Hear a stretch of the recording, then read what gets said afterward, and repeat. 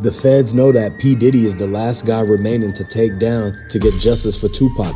This is why the FBI raid that P. Diddy was talking about when 50 Cent exposed the fact that he's the one that gave the $1 million check. They talked to Suge Knight, they talked to Keefe, and they said exactly the same thing, that it was P. Diddy who basically planned the whole thing up. You know for a fact that Keefe said in his book, in the interviews, that he took orders directly from P. Diddy. When that he wanted to get that $1 million, man, and this is the reason why he had the motivation to even be there that night. 50 Cent, he exposed Suge Knight. He said he was talking about how Suge Knight was really trying to cover up a whole lot of stuff because he knows for a fact that P. Diddy and Suge Knight talk behind closed doors. They've been talking to each other. Those two guys are the main bosses who's actually paying all the dudes off in this whole entire thing. This is why the karma came back to get Suge Knight, and he's still locked up for what he locked up for today.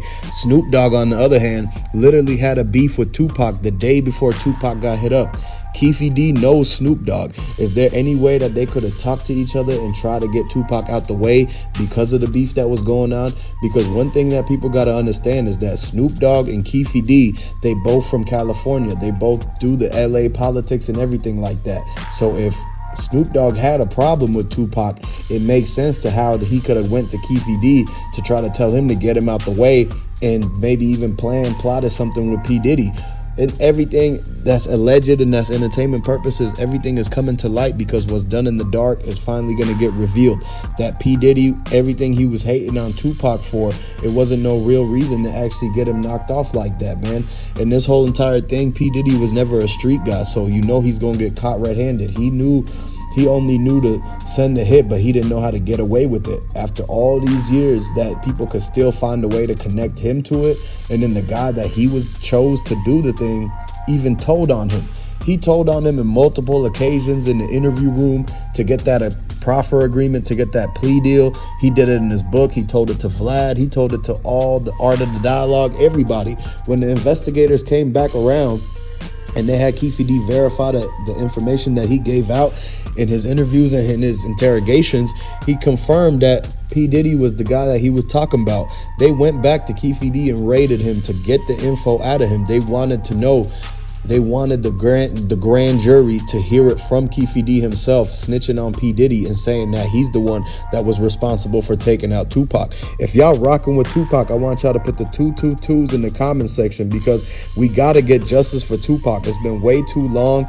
The brother's been waiting. The mom has been waiting for too long, man. If this happened to any other celebrity and anything like that, you know they would have tried to solve this quick. Why does it got to take 30 years when they knew who it was back in the late 90s, the early 2000s? They already had the statements from Keefe.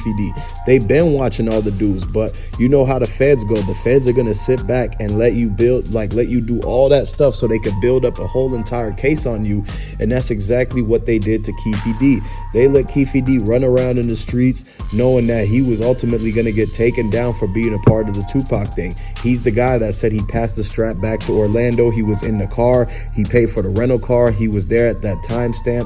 He was there at the place and time that Tupac got hit up, and he was talking about it in the book when this is an open case and he's a suspect. And at the end of the day, when he was talking about it, all four of the people that was in the car were still alive. So he was putting everybody's business out there for no reason, just for gain of he wanted to sell the book and make a lot of money because whatever he was doing in the streets, it wasn't adding up the right way, and the feds started looking at them heavy.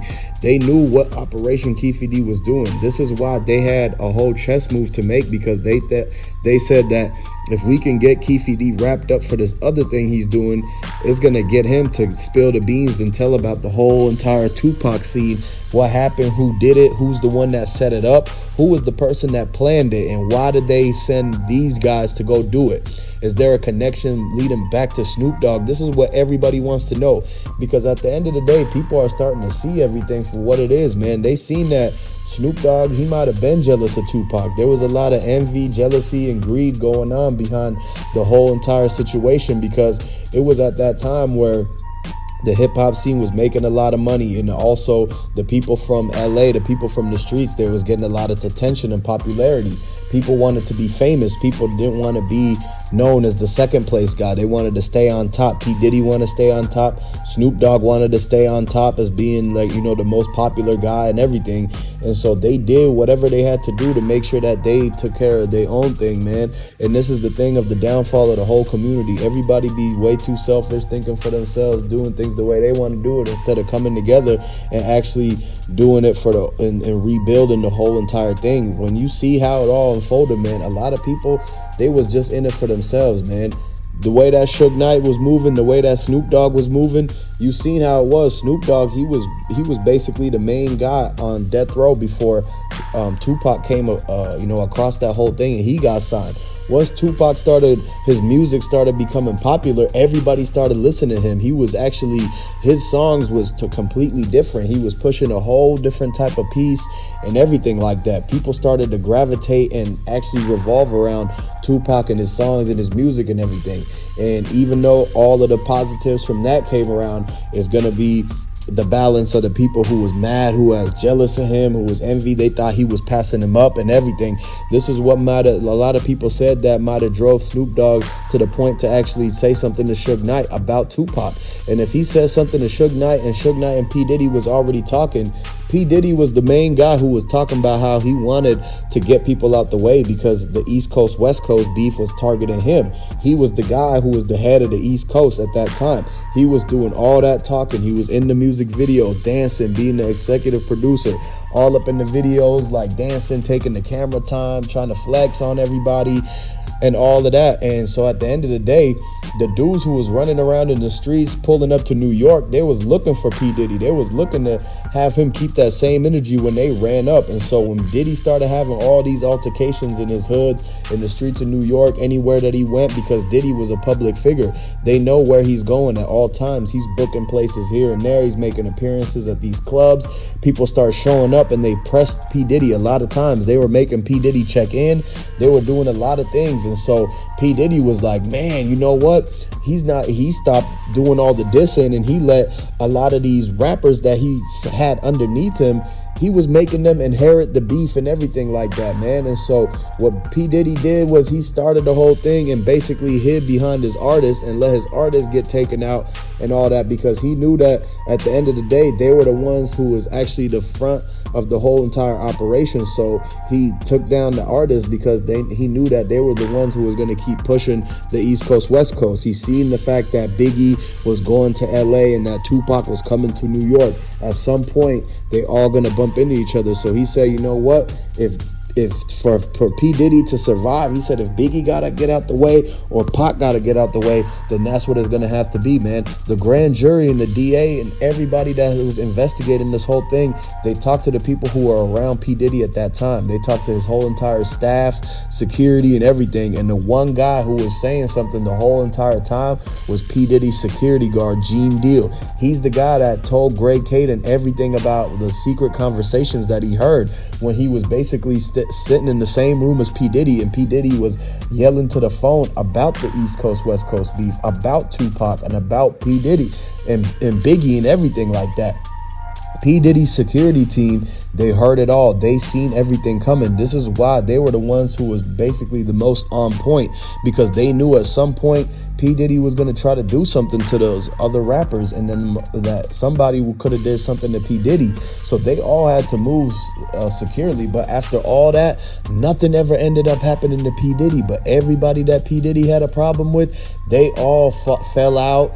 Some strange thing happened to them. It was mysterious, unsolved cases, people slipping away, passing, and everything like that. And so this all leads back to pointing the finger back at P. Diddy. Like, what was he doing? What was he planning, man? Because we know that he didn't really like Tupac. He's the guy. He was the main guy that Tupac was beefing with.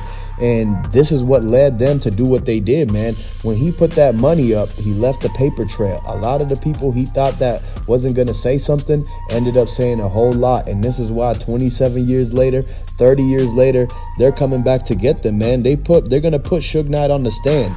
They're going to put Tupac, friends, Mob James, everybody that's been talking in them Vlad interviews, the subpoena is going to come because they should have never been talking about something that they actually were involved in and seen. When this whole case is coming back out, why would they go on Vlad TV to do interviews when you know that the feds are going to want to interview them? And so this is their way of getting the feds to see it, is to go on Vlad and tell Vlad, because at the end of the day, for some reason, everybody thinks that they could go on these different places and actually spill the beans on their business and in actual cold cases that they involved in. Somebody's gonna get locked up for this. And all these dudes was talking and talking and talking. And the one main thing that when they were young, when they were in their 20s, one thing that they agreed that they would never do is talk about stuff that could get people locked up.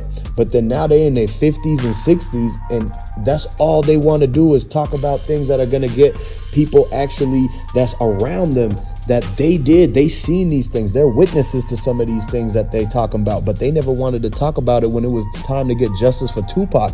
So it's all this strange thing. This is why you can't trust nobody at all. The street life ain't for no one. It's not worth it no more. It's 2024. It's a whole new way of life on how to do things. And so this is why you see how all this is coming back to bite the dudes that was speaking on this in the back, because you seen Keefe D, he was the whole head honcho and everything like that, right? He was the Don Corleone and all that, and he's spilling the beans and talking and putting people's names and everything like that, taking agreements and plea deals. Everything that he goes against, he did.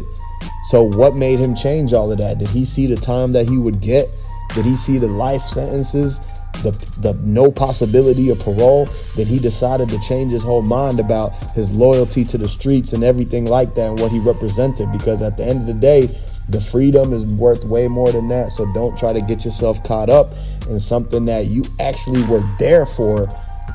And you see how now they came back to raid him. If he would have never wrote that book and never went on them interviews with Vlad, how do you know that all of this would have never happened, man? And so now they're next to get the sentences for Keefe D. They're about to go and indict Suge Knight and P. Diddy. P. Diddy's basically the guy who's going to take the RICO for this. It's all going to end up being a RICO. And this is because he was setting the money up. He was hiring dudes, and they tried to keep it all a secret. But it all came crashing down because the karma of Tupac came back to get them.